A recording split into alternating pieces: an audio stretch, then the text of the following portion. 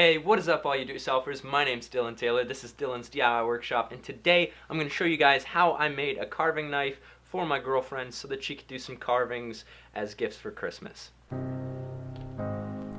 Okay, so I've been urged by my brother to do a voiceover on this because he says he learned a lot more in the little voiceover bit that I did have in this. So I'm starting off with an old flooring chisel, I believe. It's about an inch wide, maybe an inch and a quarter. And the reason I'm doing that is because one, it's broken, and two, it's high quality steel. It's an old chisel, so you're pretty good to grab an old tool like that. Steel was kind of simpler back then. You don't really have to deal with any of the alloys or anything. It's just high carbon steel. So the next thing I do here is I grab my angle grinder and I cut off the square or rectangle section that I had already drawn out. Now I'm going really slow here because I didn't want to heat the metal up, but we heat treat it later anyways, so you can just kind of go as fast as your angle grinder will let you.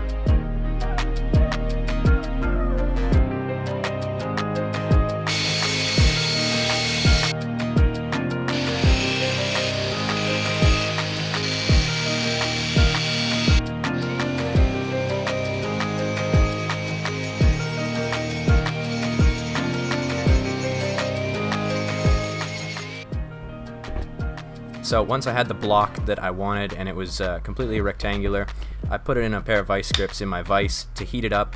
Poor idea, I should have used extra pieces of scrap wood because all the heat got transferred into the vice grips and it took absolutely forever. If you use something like wood that insulates better, it would work a lot better. So what we're doing here is we're annealing it. We're making the metal softer by heating it up really hot and then letting it cool down very, very slowly.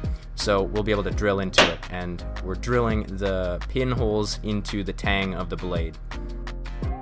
And you saw me back there. What I did was I just used a punch and a little hammer to mark out the center of the holes, and I just used a tungsten drill bit to drill through the metal. I could only get one hole in there because the drill bit went dull.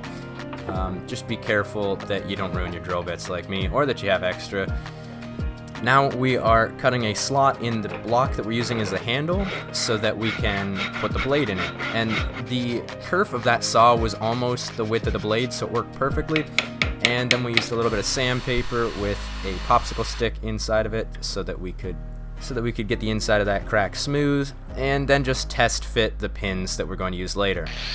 And now with the angle grinder, you're just taking away the extra material on the blade because the tang's actually going to be a little bit wider than the blade, and shaping the back of it too. So this is a chip carving knife style blade, and here what you see me doing is roughing out the taper of the blade, and I will carry on with a file with that once I get back inside.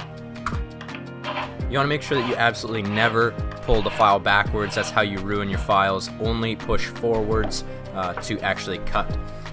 Here I'm using sandpaper clamped down to my table and some 3-in-1 oil to start to hone the blade. I'm using 320 grit sandpaper to start. I think I went back to 120 grit just to get a better edge on there.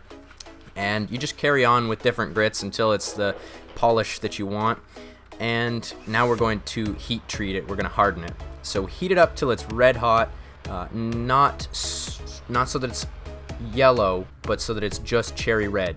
And see how it's losing all the heat into the vice grips? That's why you should not do that. Now I'm using some canola oil, dipping it in there until it cools down. That hardens it because you're cooling it down so quickly. And here what you can do is use an oven set to 400 degrees Fahrenheit. This oven ended up being too hot and I ended up going too hot with it. But what you want is a nice golden straw color over the whole blade. Leave it in the oven for an hour or so. It's better to have it a lower temperature than a hotter. See how it turned purple? That's not what you want. We've gone too far.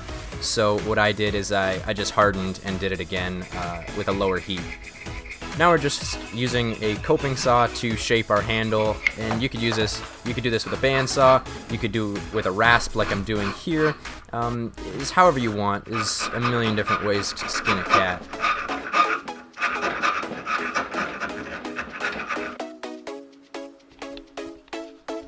And you basically just want to keep going until it's a nice shape to hold in your hand.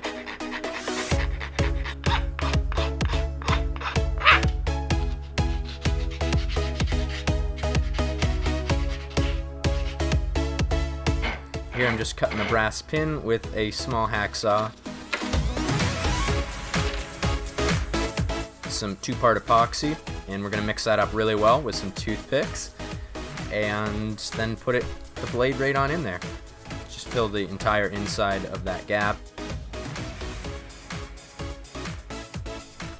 Okay, so I haven't added any voiceover in yet, but this is a good point to do that.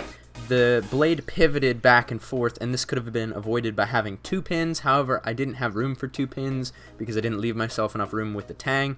So what I did instead was I thinned out a toothpick into a shim, and then I added that behind the blade so that there was no room for the blade to move and everything was solid. This would prevent the blade from slipping and pivoting if the epoxy were to break free in the future during use.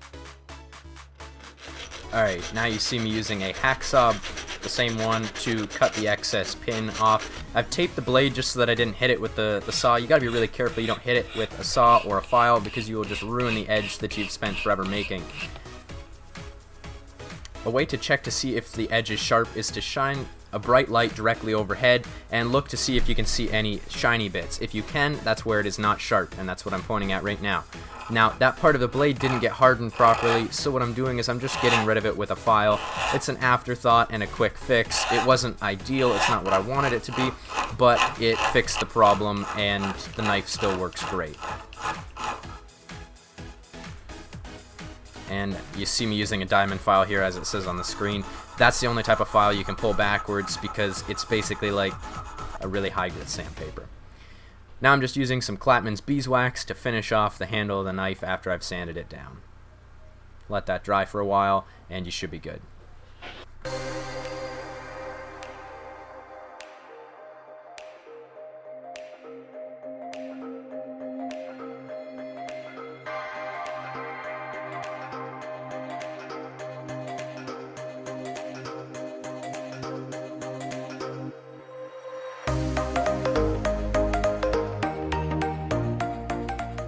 I'd love to thank each and every one of you guys for watching that. I hope you guys enjoyed. If you guys are new to the channel, please consider subscribing. If you're already subscribed, please share this video with a friend. And as always, if you enjoyed the video, give it a big old thumbs up. See you guys all next time. Peace out. But first, a quick thank you to my Patreon supporters. You guys are absolutely incredible. Every single one of you that is allowing me to keep creating videos the way that I do and at the caliber that I do. So thank you guys so much for the support. And if anyone else wants to help support me on Patreon, there will be a link up in the top corner and in the description as always. And a huge thank you to the top tier Patreon supporters, Randy, Robinbert, and Mike Maxwell. You guys are extra special. See you guys all next time. Peace out.